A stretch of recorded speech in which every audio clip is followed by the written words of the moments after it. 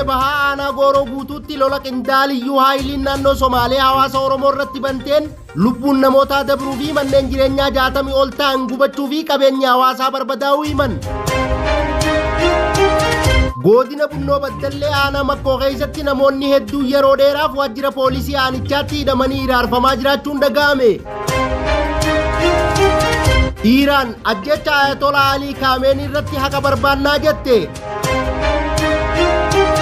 Adoolessa 2026 ashama harka fuune hordoftoota miidiyaa walabummaa Oromiyaa kanneen hangafoota oduutii bal'ina oduutiif hanga dhuma sagantaa keenyaatti naa waliin turaan afeerraa kooti.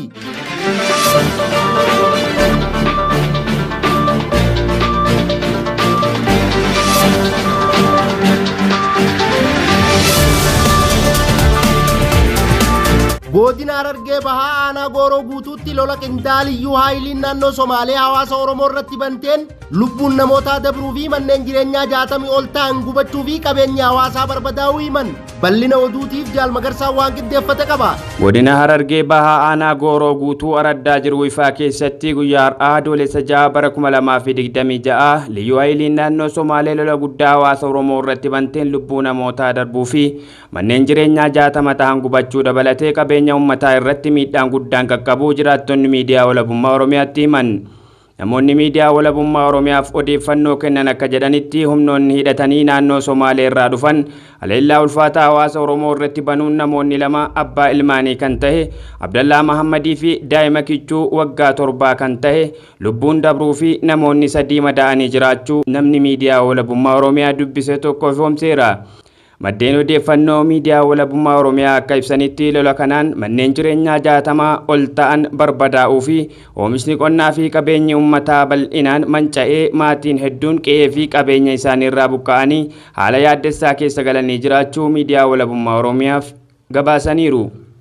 Jiraattonni naannichaa akka ibsanitti lafti araddaa jiru ifaa daangaa irratti waan argamtuuf lafa teenya irraa nuuf ka'aa jechuun babal'ifannaa lafaaf liyyuu haayiliin meeshaa waraanaa gurguddaan uummata Oromoo irratti dhukaasa banteen hanga galgala kanaatti namoonni 2 wareegamuu fi 3 madaa'anii jiraachuus ibsaniiru.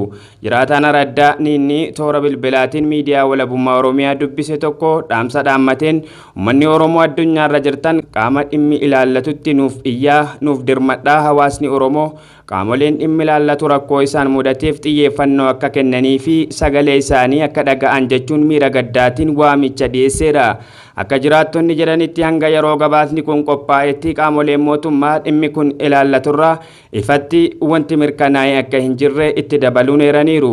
Akeeknii fi sagantaan daba qaama garaagaraatiin Oromoo irratti raawwatu kun akeeka Oromummaa dhabamsiisuudha. Akeeka Oromummaa dhabamsiisuudha kan jedhan jiraattonni qaamni duula kana raawwachiisaa jiru warruma Oromiyaa dhiigaaf lafeen ijaaramte golatti cicciree gurgurachuu barbaadu kan jedhan waan akka sabaatti Oromoo irratti aggaamame kana Oromoon irree tokkoon humna ammatti qabu faana hiriiree roorroo fi girraa hamtuu tana hin qolatu taanaan tabichaafuu yaaddoo hamaa ta'utu mul'ata jedhan. Godina Bunnoo Baddallee aanaa Makkoo keessatti namoonni hedduu yeroo dheeraaf waajjira poolisii aanichaatti hidhamanii hiraarfamaa jiraachuun dhaga'ame.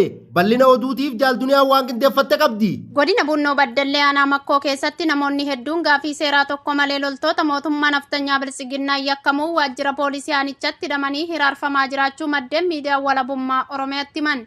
Magaalicha keessaa namoonni maqaan isaanii Getaachoo Tarrafaa, Abdii Getaachoo, Kennaa Saadannuu, Kadiiroo fi Qaaduu Abdoota Addasaa fi kanneen biroo hedduu ta'an ji'a tokko dura hidhamanii hanga ammatti gaafii seeraa tokko malee hiraarfamaa jiraachuu maddeen odeeffannoo miidiyaa walabummaa Oromiyaaf eeraniiru.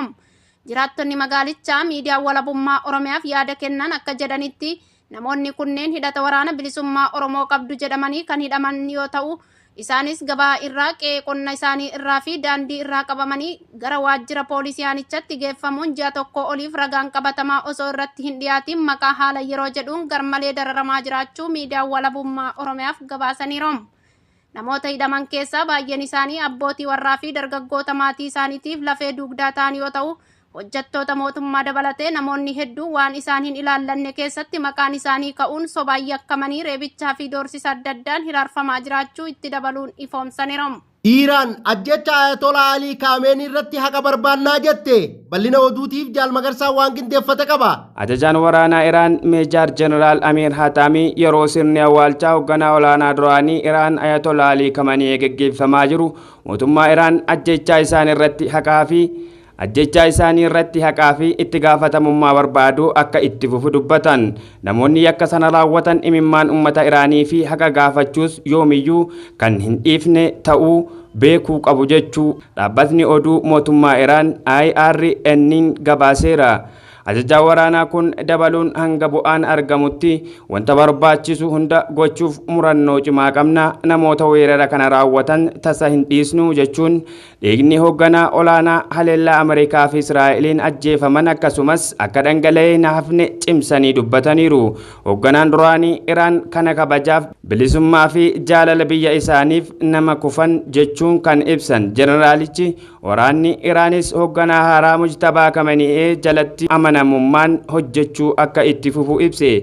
Ajajaan waraanaa hoogganaa haaraa wajjin wal arguun ummannii fi mootummaa Iraan namoota yakka kana raawwatan akkasumatti akka hin dhiisne itti himeera jedhan. Eegaa hordoftoota miidiyaa walabummaa Oromiyaa oduun ammaaf qabnu kanumaa oduu birootiin hanga walitti deebinuu nagaan nuuf tura. Horaa bulaa deebana.